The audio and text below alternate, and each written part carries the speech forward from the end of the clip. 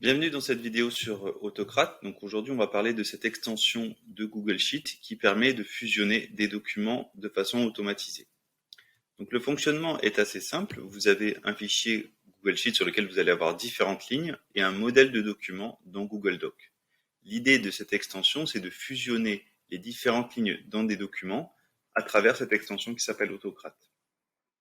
Ça va vous permettre d'automatiser énormément de choses puisque à la fin, pour chacune des lignes, vous allez avoir un document de rendu qui va être personnalisé en fonction des valeurs des lignes sur le modèle du document qui a été fait dans Google Doc.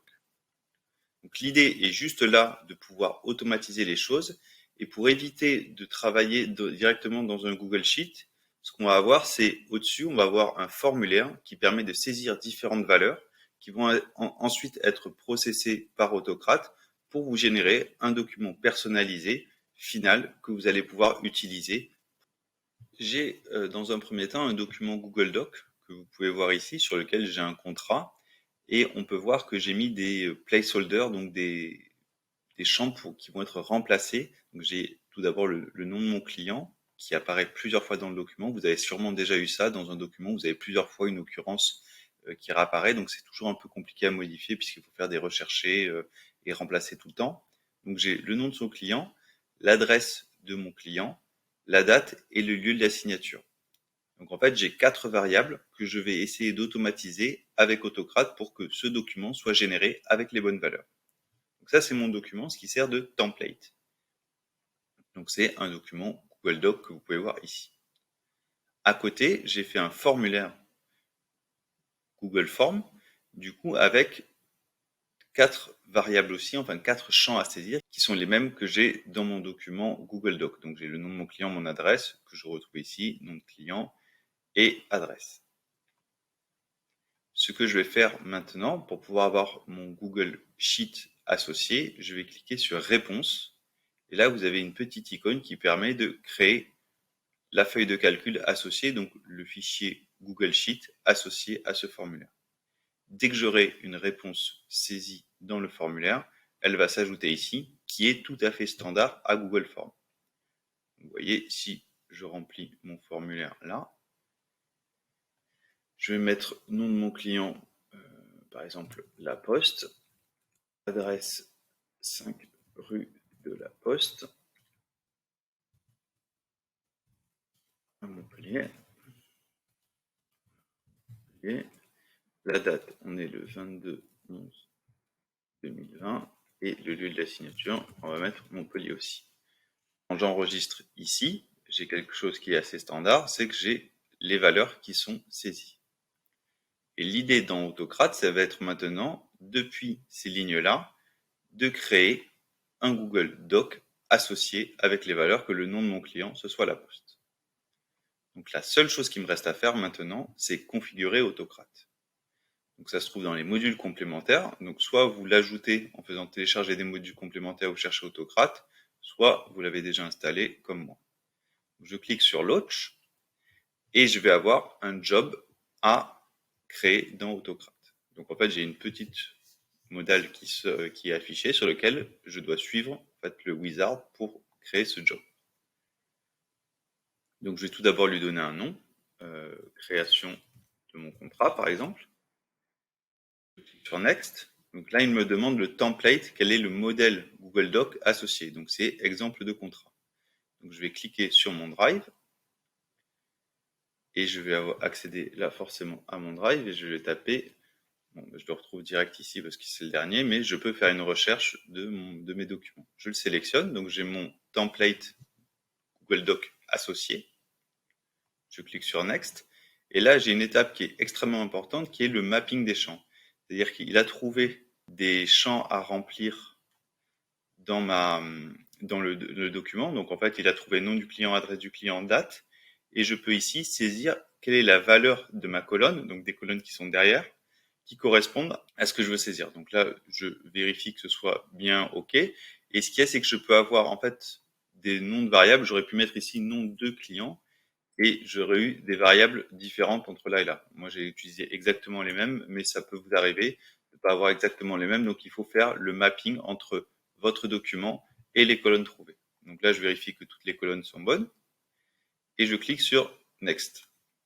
Donc là, Autocrat est capable de dire sur chacune des colonnes de mon fichier Excel, je sais où est-ce que je dois les mettre dans le document Google Doc que je vais devoir générer.